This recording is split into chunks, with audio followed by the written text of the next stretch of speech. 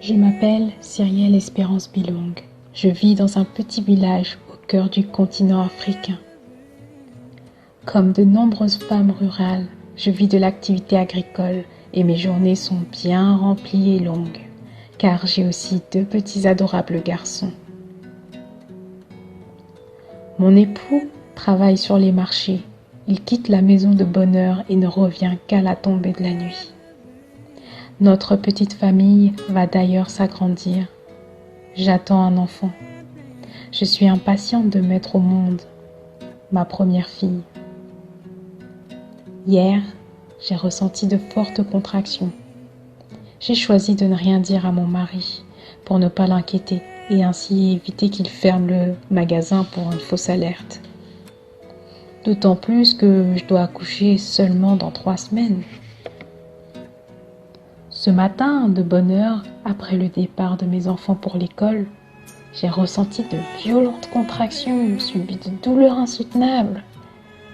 Toute seule, j'ai réussi avec beaucoup de peine à me glisser hors de la maison, dans l'espoir d'apercevoir et d'interpeller un voisin de passage pour qu'il m'accompagne au dispensaire.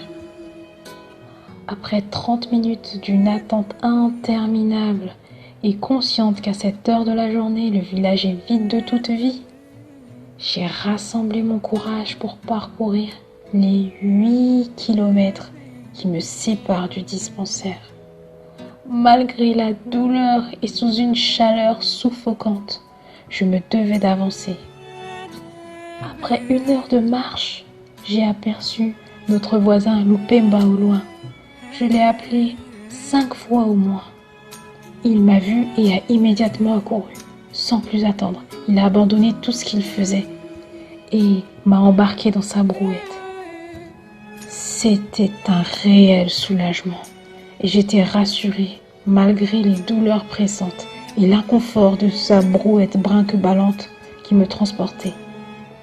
Après 45 minutes, nous sommes arrivés juste à temps au dispensaire.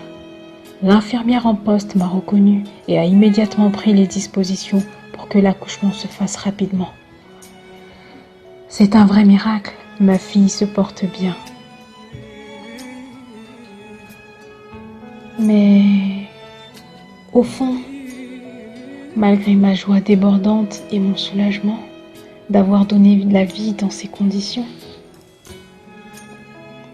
j'ai une pensée pour toutes ces femmes rurales qui n'auront pas ma chance.